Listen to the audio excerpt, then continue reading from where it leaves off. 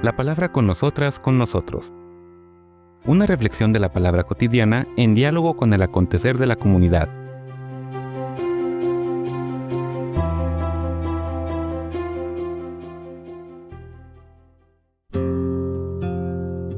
Hola, buenos días.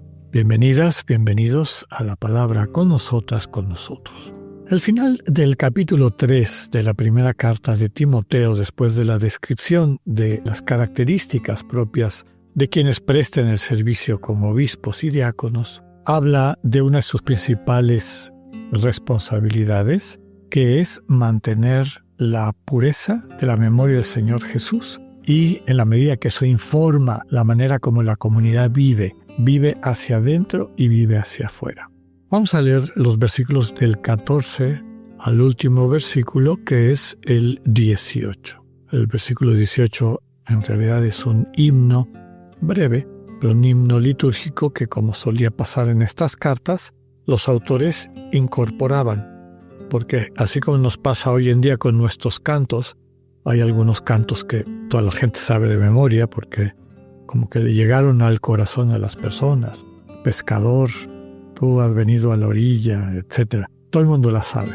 Se citan o se citaban en aquel entonces porque hacían referencia a una experiencia propia de la comunidad cristiana.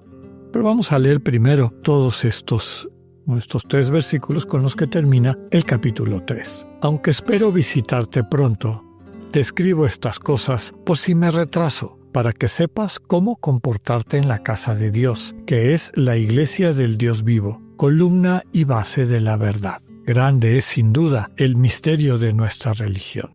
Cristo se manifestó corporalmente. Su causa triunfó gracias al Espíritu. Se apareció a los ángeles. Fue proclamado a los paganos. Fue creído en el mundo y exaltado en la gloria. Palabra de Dios. Algunos elementos interesantes de este final del capítulo 3 es que el autor, que usa el nombre de Pablo, y para quienes crean que Pablo es el autor de la carta, directamente el apóstol, pues nos presenta una intención de poder pasar nuevamente por Éfeso, que es la comunidad a la que tiene confiada a Timoteo, pues para ver cómo están las cosas. Pero también puede ser una intención de un autor de una siguiente generación para ir legitimizando la práctica de la Iglesia que eventualmente se conoció como la sucesión apostólica.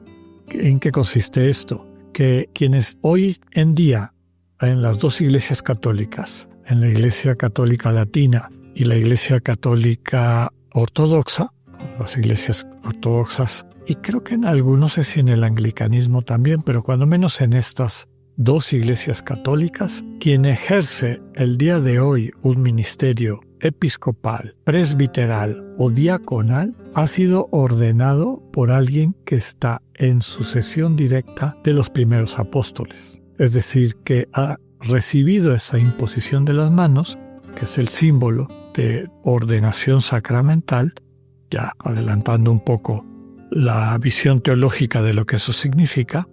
En la sacramentología, en la visión católica de los sacramentos, la manera como Dios, haciéndose presente, transforma nuestra vida para bien, pues quien hoy es obispo, a su vez fue ordenado por un obispo y así podemos retrotraer ese proceso hasta los primeros apóstoles con los que el Señor Jesús formó su iglesia. Esa sucesión apostólica cada vez toma más fuerza. ¿Por qué? Sobre todo de cara a algunas doctrinas, como veremos más adelante, que empiezan a afectar la vida de la Iglesia y presentan el riesgo de pervertir la memoria del Señor Jesús. Estos que ya describíamos como elementos centrales nucleares de la buena noticia que no se pueden negociar.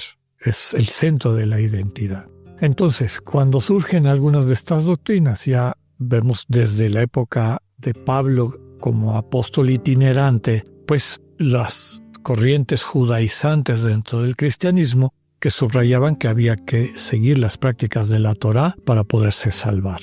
Y la oposición radical de Pablo, en ese sentido, para subrayar que el cristianismo, el sentido de religación, de maduración espiritual y humana propia de nuestra fe, no solamente no necesitaba ese tipo de prácticas, sino que había quedado demostrado que ese tipo de religión sustentada en preceptos, en órdenes y demás, terminaba siendo contraproducente, bloqueando a las personas a aquello que realmente salva, que es el amor.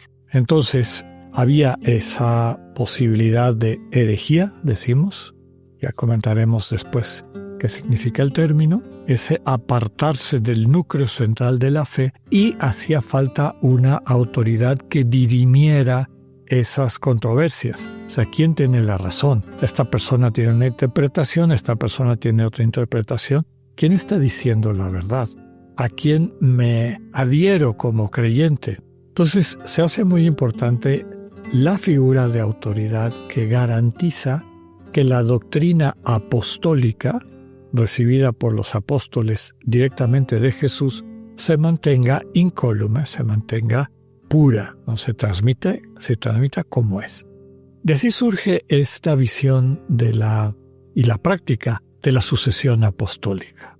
Queda claro que Pablo, en este texto, como el autor lo presenta, Pablo encomendó, le dio la sucesión a Timoteo para que se asegurara que quienes eventualmente prestaran ese servicio de obispos y diáconos cumplieran con las características que él acaba de describir, de tal forma que se mantenga la unidad de la comunidad en cuanto a su vida, a sus interacciones, a la armonía que debe haber entre los miembros que la constituyen, y también se mantenga la doctrina sobre la cual se construye esa comunidad.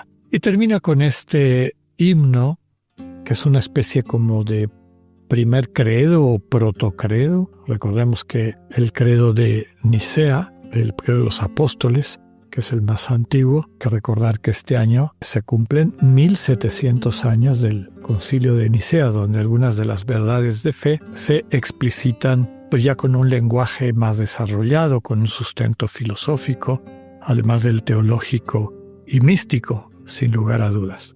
Pero bueno, todavía no existía, faltarían 200 años para el credo de los apóstoles, 300, y casi 400 para el credo niceno-constantinopolitano. Pero aquí vemos ya una serie de afirmaciones. El himno completo dice: Cristo se manifestó corporalmente. Es decir, el enviado, el consagrado de Dios, se manifestó corporalmente. No era un fantasma. Y esto es claramente en oposición a algunas de las doctrinas gnósticas. Su causa, la causa de Cristo, triunfó gracias al Espíritu.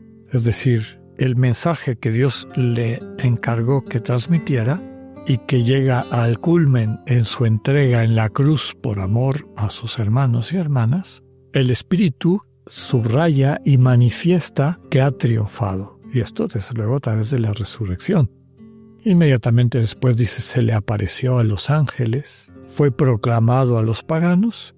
Uno de la vocación central de Pablo, aunque también la encontramos en Pedro, fue creído en el mundo, ha ido creciendo esta comunidad cristiana y ahora se encuentra exaltado en la gloria. Este pequeño credo, de alguna forma, implica el núcleo de la transmisión que el autor de la carta, a nombre de Pablo, quiere que no se pierda de vista en quienes ahora van a dar esa sucesión, quienes van a nombrar nuevos obispos y diáconos. Mañana continuamos ya con el capítulo 4 de esta primera carta de Pablo a Timoteo. Que tengan un buen día, Dios con ustedes.